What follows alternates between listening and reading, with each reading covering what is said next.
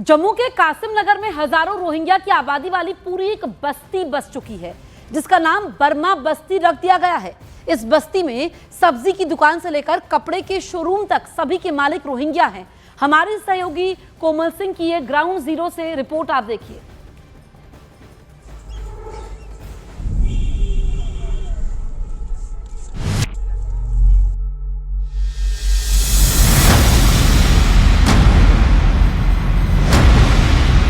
तस्वीरों में दिखाऊं कि ये पूरे तरीके से कॉलोनी बन चुकी है और यहाँ पे इस जगह का नाम ब्रह्मा कॉलोनी भी रख दिया गया है।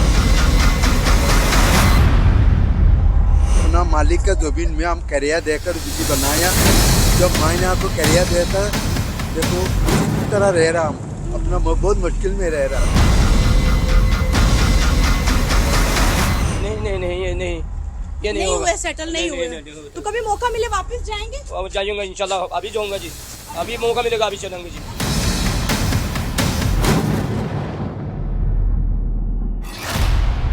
रोहिंग्या घुसपैठियों की ये बस्ती उनके देश म्यांमार में नहीं बल्कि हमारे ही देश भारत में है।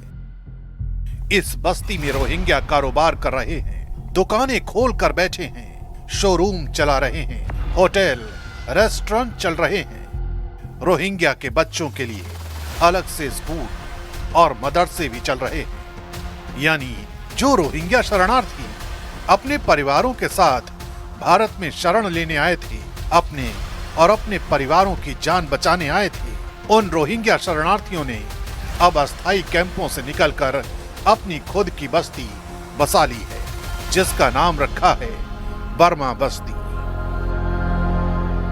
मेरी मौजूदगी जम्मू के रोहिंग्या बस्ती में है। बता दें कि बड़ी हैरानी वाली बात यह है कि ये रोहिंग्या जो है वो बर्मा से आए हैं, आज नहीं बल्कि 15 से 16 साल पहले आए हैं। कहने को तो ये रोहिंग्या बस्ती है, लेकिन इस जगह का नाम ब्रह्मा कॉलोनी भी रख दिया गया है। यानी घुसपैठियों के लिए सीजेआई की रेड कारपेट वाली चेतावनी जम्मू कश्मीर में सच साबित होती नजर आ रही है।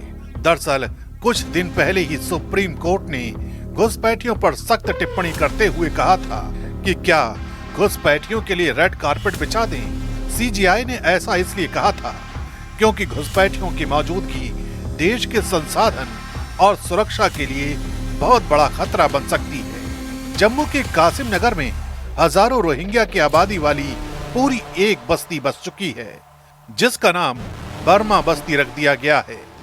इस बस्ती में सब्जी की दुकान से लेकर कपड़े के शोरूम तक सभी के मालिक रोहिंग्या हैं। अंडे के ठेले से लेकर रेस्टोरेंट तक यही रोहिंग्या चला रहे हैं। इस बर्मा बस्ती में ये रोहिंग्या तेजी से फल फूल रहे हैं। स्थानीय रोजगार पर तेजी से इनका कब्जा हो रहा है और देश का संसाधन भी ये जमकर इस्तेमाल कर रहे हैं। 2010 में आए हैं तो ये बाजार आपका है, दुकानें आपकी है सारी? नहीं, ये हम किराए पर रह रहे हैं। किराए पर रह रहे हैं? तो आपके यहाँ पर कोई आईडी प्रूफ वगैरह बन गया? हमारा सिर्फ इनवन कार्ड है, जितना यहाँ म्यांमार वाला है रोहिंग्या है सबका पास यहाँ आईडी उसका है, यूएन कार्ड।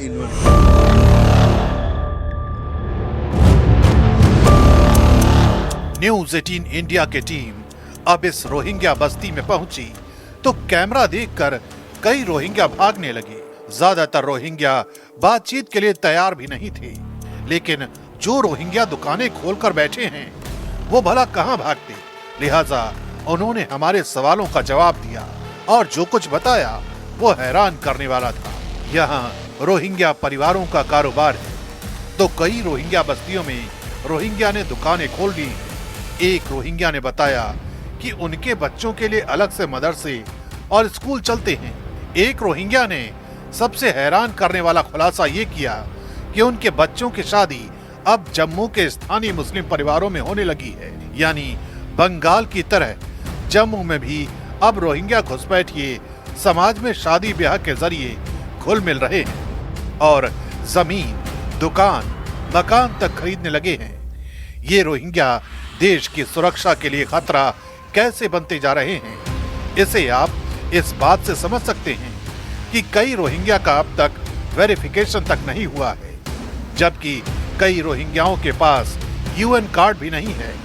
और वो अस्थायी कैंप में भी नहीं रह रहे हैं। भारत में 10 से 15 साल से रह रहे इन रोहिंग्या घुसपैठियों की मदद से कई रोहिंग्या घुसपैठिए अपने परिवार के साथ म्यांमार से सीधे जम्मू लैंड हुए हैं। 2012 में आया। 2011-12 में आए। जी, जी। परिवार आया, अकेले आए? नहीं, परिवार है जी। परिवार आया। अच्छा, तो बच्चे पढ़ते हैं यहाँ पे? बच्चा पढ़ता है जी। पढ़ते हैं। जी, वो जी। कहाँ पढ़ता है? ओ मदरसा में जी। हम लोग तो जब लड़ाई हुआ था देश में उसी टाइम पे आए। तो तब आप यहाँ जब 2012 में यहाँ आए, सीधे बर्मा से यहाँ आए या पहले कहीं और गए थे? कहीं नहीं गया, इधर आ गया। इधर आ गए थे। आपके बच्चे भी हैं आपके साथ? बच्चे भी है। बच्चे भी हैं। तो कहाँ पढ़ते हैं, क्या करते हैं बच्चे? बच्चा इधर रोहिंग्या स्कूल है। रोहिंग्या स्कूल है। तो वो जो रोहिंग्या स्कूल है वो कौन चला रहा है? वो चला रही सादिक सर है ना, हमारी रोहिंग्या है वो। अच्छा। वो बच्चे को पढ़ाता। कौन से कार्ड आप कह रहे थे कैंसिल हो गए, किसने किया वो कैंसिल? कोई कार्ड नहीं।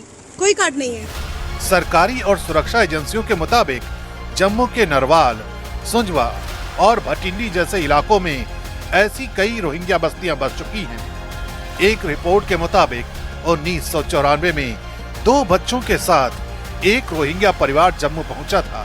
इसके बाद 2009 के बाद इनकी मौजूदगी तेजी से बढ़ती गई कि 2007 से 2015 के बीच 200 से ज्यादा रोहिंग्या जम्मू पहुंचे और अब हजारों की तादाद में बस चुके हैं।